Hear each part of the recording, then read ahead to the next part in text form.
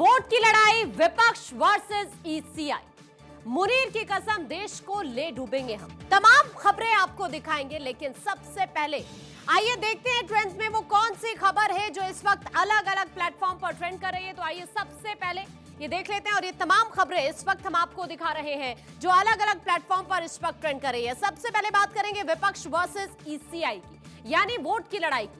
साथ ही हम बात करने वाले हैं मुनीर की कसम की कि किस तरह से पूरे पाकिस्तान पर मुनीर के एक स्टेटमेंट ने सवाल उठा दिए हैं। हम बात करने वाले यूएस वर्सेस यूरोप की भी, किस तरह ट्रंप फंस गए हैं ये भी आपको बताएंगे। और साथ ही हम बात करेंगे धराली के अंदर जो इस वक्त रेस्क्यू ऑपरेशन चल रहा है उसके बारे में भी अपडेट आपको देंगे। बाढ़, बारिश और कहर की बात भी होगी, किस तरह से शहर शहर आफत की तस्वीरें आ रही हैं वो भी आपको दिखाएंगे। और साथ ही हम आपको बताने वाले हैं कि सच क्या है, आमिर ने मुझे कैद रखा, इस स्टेटमेंट का सच क्या है। और आइए चलिए सबसे पहले ये देख लेते हैं फेसबुक पर वो कौन सी खबर है जो इस वक्त ट्रेंड कर रही है, उसके बारे में विस्तार से आपको जानकारी देंगे।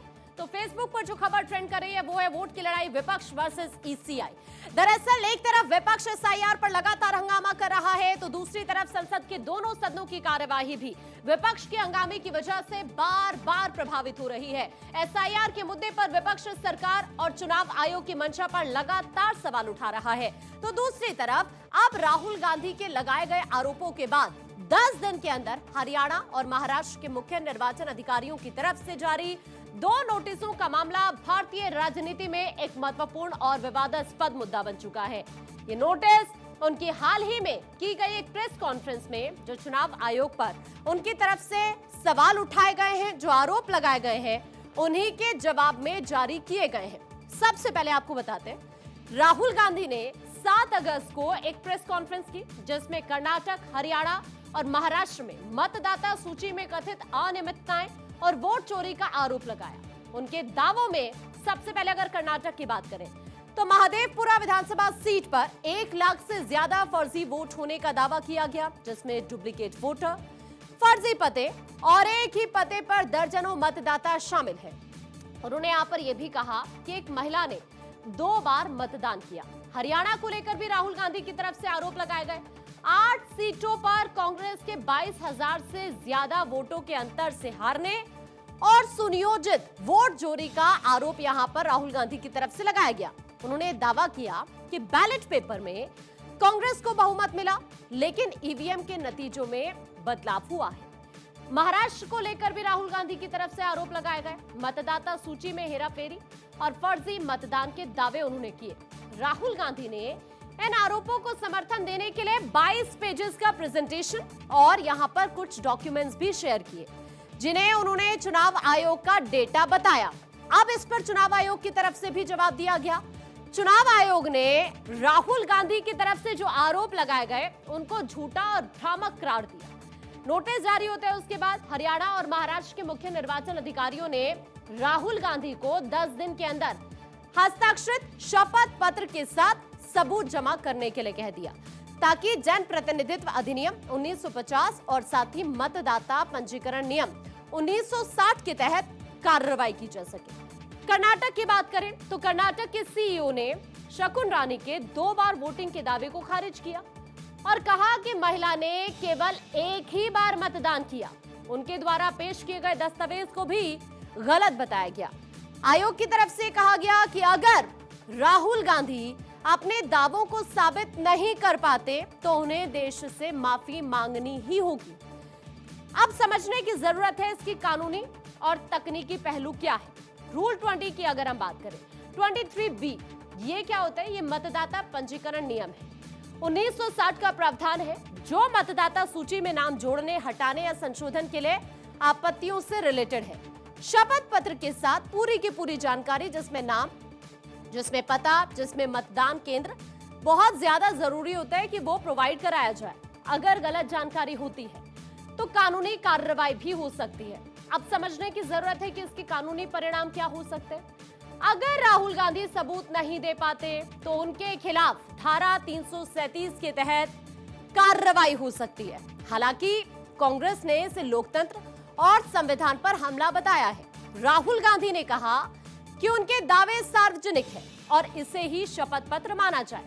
उन्होंने आयोग से डिजिटल मतदाता सूची सार्वजनिक करने की भी मांग की है। बीजेपी ने भी जवाब दिया है।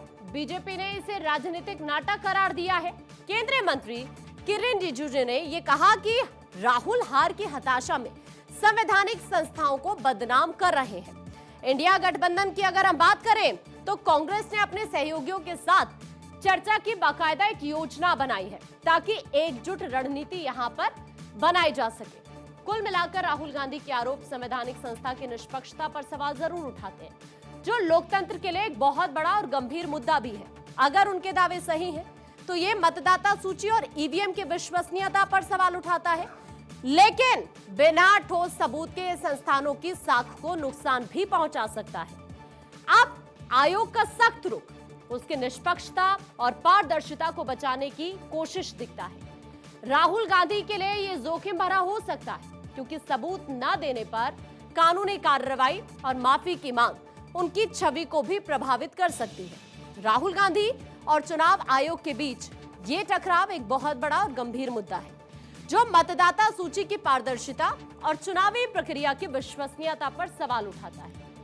अगर राहुल गांधी अपने दावों को साबित कर पाते हैं, तो ये भारतीय चुनावी व्यवस्था में सुधार की दिशा में एक बड़ा कदम भी हो सकता है। लेकिन अगर वो सबूत नहीं दे पाते, तो ये उनकी और कांग्रेस की विश्वसनीयता को नुकसान पहुंचा सकते हैं।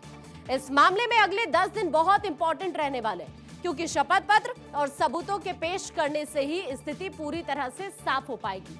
लेकिन कांग्रेस के जो तमाम कार्यकर्ता हैं, उन्हें आप देख रहे हैं कि किस तरह से वो हंगामा कर रहे हैं।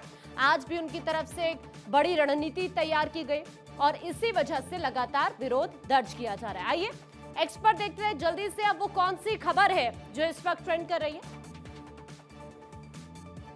यहां पर आपको कई सारे हैशटैग नजर आएंगे, लेकिन हम बात करने वाले हैं आसिम मुनीर के बारे में।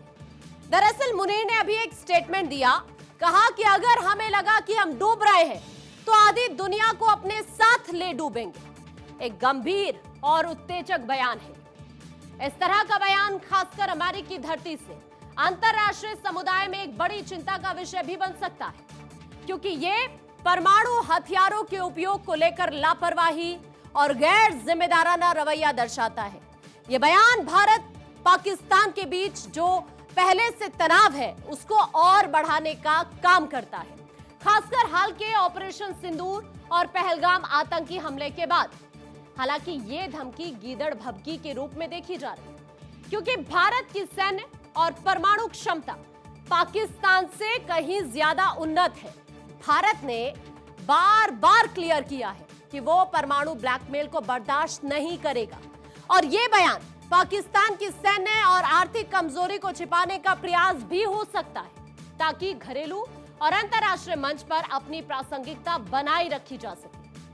मुनीर के भारत को हाईवे पर चमचमाती मर्सिडीज और पाकिस्तान को बजरी से भरे डंप ट्रक से तुलना करना उनके बयान का सबसे चर्चित और विवादास्पद हिस्सा रहा है। इस तुलना में उन्होंने अनजाने में पाकिस्तान की आर्थिक और सामाजिक स्थिति को भारत के मुकाबले कमतर स्वीकार कर दिया। ये बयान न केवल उनकी रणनीतिक कमजोरी को दर्शाता है, बल्कि मजाक का विषय भी बन चुका है।